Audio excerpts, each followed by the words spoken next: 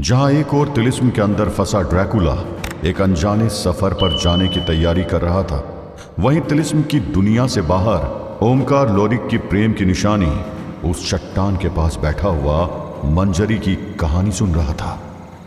रात शांत थी, लेकिन हवा में अनकही कहानियों का बोझ महसूस हो रहा था। ओमकार चट्टान के ठंडे फर्श पर बैठा हुआ था। उसकी नजरें मंजरी पर टिकी हुई थी, जो चट्टान के किनारे पर खड़ी थी। उसकी आवाज धीमी थी, लेकिन उसके शब्दों में सदियों के बोझ साफ महसूस हो रहा था। ओमकार, जब लोरिक से मेरी शादी हुई थी तब मुझे लगता था कि मैंने अपने जीवन का प्यार पा लिया है। वो एक ऐसे इंसान थे जो सन्यासी की तरह जीते थे, दुनिया के माया जाल से दूर। लेकिन समय के साथ मैंने उनके त्याग का बोझ महसूस करना शुरू कर दिया।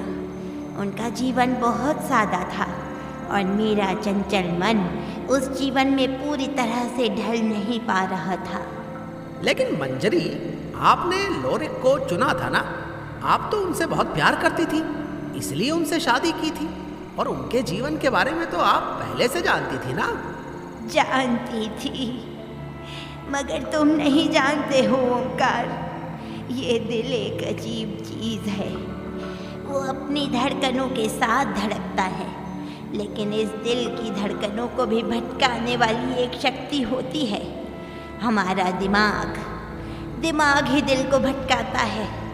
मेरा दिल लोरिक से प्यार करता था, हाँ, लेकिन मेरा दिमाग हिसाब लगाने लग गया था। उसने लोरिक की सादगी भरे जीवन की, राजा मोलागत की शानो शौकत भरी दुनिया से तुलना करनी शुरू कर दी थी। ऊपर से राजा का इस चट्टान को 2 टुकड़ों में काटने का लगातार प्रयास करना और मुझसे अपने प्यार को साबित करने का उसका अटल निश्चय, ये बातें भी मेरे दिमाग में बार बार दौड़ रही थी। लेकिन मंजरी, आपने अपने दिमाग को ऐसे सोचने कैसे दिया? आपने अपने आप को धन दौलत की भावनाओं से कैसे बहका दिया, जबकि आपने पहले ही अपने दिल को लोरिक के लिए समर्पित कर दिया था? ओमकार, यही तो दिमाग की समस्या है। वो हिसाब लगाने वाला होता है। वो हमेशा लाभ या नुकसान के बारे में सोचता है। हमारा दिमाग सिर्फ लाभ और हानि की भाषा समझता है। मेरा दिमाग मुझसे बार बार कहने लगा था कि लोरिक के साथ जीवन एक त्याग का जीवन है, जबकि राजा मोलागत के साथ जीवन ऐश और आराम का होगा। मैं बिखरी हुई थी ओमकार, एक ऐसी आंधी में फंसी हुई थी जो मुझे अलग अलग दिशाओं में खींचे जा रही थी। और आपके दिल ने क्या कहा मंजरी? क्या उसने आपको लोरिक से प्यार करने का कारण याद नहीं दिलाया? दिलाया ना, बहुत बार याद दिलाया ओमकार। मेरे दिल ने कभी लोरिक की दया, उनकी पवित्रता, उनके सिद्धांतों के प्रति उनके अटल समर्पण की याद दिलाना बंद नहीं किया। लेकिन दिमाग एक शक्तिशाली शक्ति है और उसने मेरे दिल की आवाज़ को दबाना शुरू कर दिया। मैंने कहा ना, मैं एक तूफान में फंसी हुई थी ओमकार, और जब आपका दिल और आपका दिमाग आपको अलग अलग दिशा में खींच रहे हों, तो दोनों में से एक का ही जीतना तय होता है। तो फिर मंजरी, कौन जीता, आपका दिल या आपका दिमाग? क्या तुम्हें दिख नहीं रहा ओमकार? मैं यहाँ हूँ, इस चट्टान से बंधी हुई, इस श्राप के साथ जीने को मजबूर हूँ, क्योंकि मेरा दिमाग जीत गया। मैंने लोरिक के साथ गद्दारी की। मैंने राजा मोलागत को अपने आप को समर्पित कर दिया। मैंने व्यभिचार का पाप किया और मैंने सोचा कि लोरिक को पता नहीं चलेगा। लेकिन ऐसी बातें ज़्यादा दिन नहीं छुपती हैं। एक दिन लोरिक को इस सच का पता चल ही गया। मंजरी की आवाज टूट गई थी और कुछ पल के लिए वो चुप हो गई, लेकिन फिर उसने खुद को संभालते हुए दोबारा बोलना शुरू किया। लोरिक ये मानने को तैयार नहीं था कि मैंने खुद ही राजा को अपने आप को समर्पित कर दिया था। उसने राजा मोलागत पर मुझे मजबूर करने का आरोप लगाया और उसे एक युद्ध के लिए ललकारा। एक ऐसे युद्ध के लिए जिसमें दोनों में से किसी एक की मौत तय थी। दोनों घंटों तक लड़ते रहे और जब मुझे इस बारे में पता चला तो मैं दौड़कर वहां जा पहुंची। लोरिक राजा को मारने ही वाले थे, लेकिन मैंने उन्हें रोक दिया। मैं अपने गुनाह के बोझ को और सह नहीं पाई। मैंने सच बोल दिया ओमकार। मैंने लोरिक को बताया कि मैंने खुद ही उसके साथ गद्दारी की थी। और फिर लोरिक ने क्या किया? वो टूट गया ओमकार। जिस योद्धा का बड़े बड़े सूरमा कुछ न कर पाए, वो अंदर से बिखर गया। गुस्से के आवेश में उसने राजा मोलागत का सर काट दिया और फिर वो मेरी तरफ मुड़ा। उसकी आंखों में मुझे प्यार भी दिखा, गुस्सा भी और बेइंतहा नफरत भी।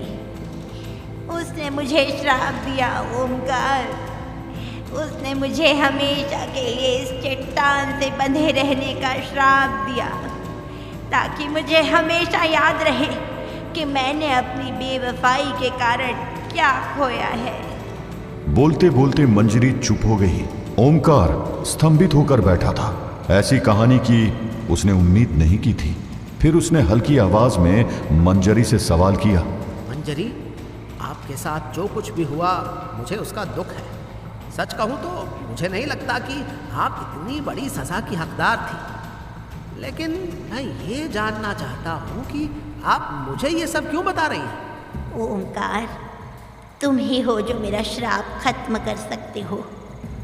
तुम ही हो जो मुझे इस अनंत यातना से मुक्त कर सकते हो। मैं कैसे आपका श्राप खत्म कर सकता हूँ? मैं तो बस एक आम इंसान हूँ। ओमकार की बात सुनकर मंजरी ने उसकी ओर ध्यान से देखा। ओमकार को उसकी आंखों में एक उम्मीद, एक आकांक्षा की चमक साफ नजर आ रही थी। तुम्हारे हाथों में पर्वताक्ष का होना इस बात का सबूत है कि तुम कोई आम इंसान नहीं हो। तुम ही मुझे श्राप से मुक्त कर सकते हो, क्योंकि यही लोरिक के आखिरी शब्द थे। आखिरी शब्द मतलब? हाँ, आखिरी शब्द।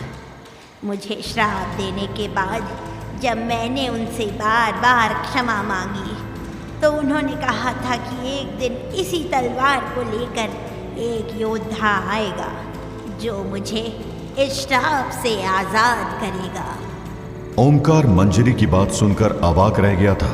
उस तलवार पर कस गया। उसे समझ नहीं आ रहा था कि मंजरी जो बोल रही है उस पर विश्वास करे या नहीं। अविश्वास का कुछ ऐसा ही माहौल बेलियाल के दिमाग में भी चल रहा था।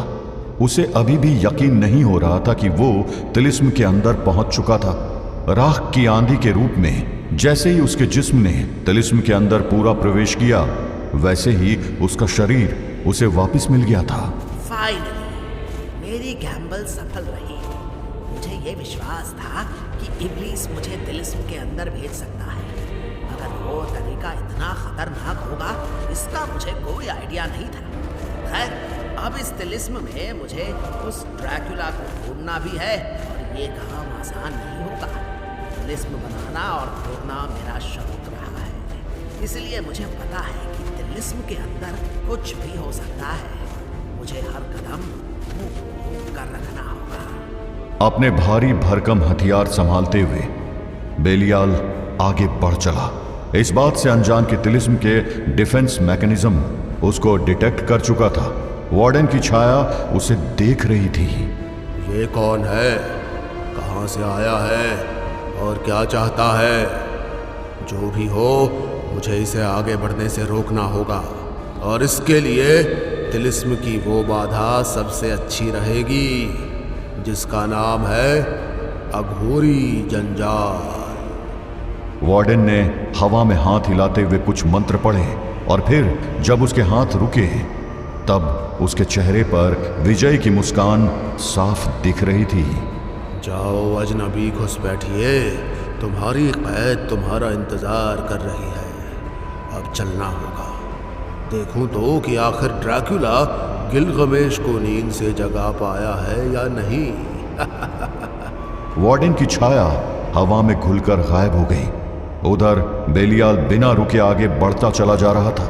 वो इस बात से अनजान था कि एक बाधा उसका इंतजार कर रही थी, और वो इस बात से भी अनजान था एक और शक्ति, एक महाशक्ति उसको देख चुकी थी। साधु का मानस रूप भी बेलियाल के आगमन से परिचित हो चुका था। ये तो बेलियाल है, लूसीफर का खासम खास योद्धा। इसका इस तिलिस्म में होने का मतलब है कि लूसीफर व्लाद को बाहर निकालना चाहता है। वैसे तो बेलियाल शत्रु है, किंतु इस समय वो धर्म के काम आ सकता है। हमें इसकी मदद करनी होगी, क्योंकि इसके माध्यम से हम इस तिलिस्म में व्लाद की मदद कर सकते हैं। किंतु हमें ध्यान रखना होगा कि बेलियाल किसी भी कीमत पर व्लाद को तिलिस्म तोड़े बिना बाहर ले जाने में सफल न हो पाए।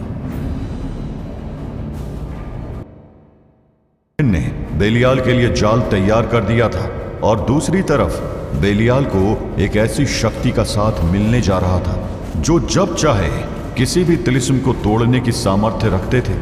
लेकिन इस सब से अनजान बेलियाल उस बाधा के पास पहुंच चुका था। ये क्या है? यहाँ सामने 3 केव्स दिख रही हैं। अगर मैं इनमें से किसके अंदर जाऊं? तीनों केव्स बिल्कुल एक जैसी लग रही है। ये जरूर इस तिलिस्म का कोई खेल है। मुझे किसी एक को चुनना होगा, मगर कैसे? अभी बेलियाल गहरी सोच में डूबा हुआ था कि तभी उसके पीछे एक शोर उठा। बेलियाल शोर सुनकर पीछे पलटा तो उसकी आंखें खुली की खुली रह गई। बेलियाल के पीछे जमीन धंस रही थी, और वो जलजला बेलियाल की ओर ही बढ़ रहा था। उसके पास अब खड़े होकर सोचने का कोई समय नहीं था, क्योंकि अगर वो रुकता तो जमीन के साथ साथ वो भी जमींदोज हो जाता। इसलिए वो दौड़ पड़ा। बेलियाल पूरी ताकत लगाकर दौड़ रहा था, और अंत में उसने एक जोरदार छलांग लगाई, सीधे सामने खड़ी गुफा के अंदर।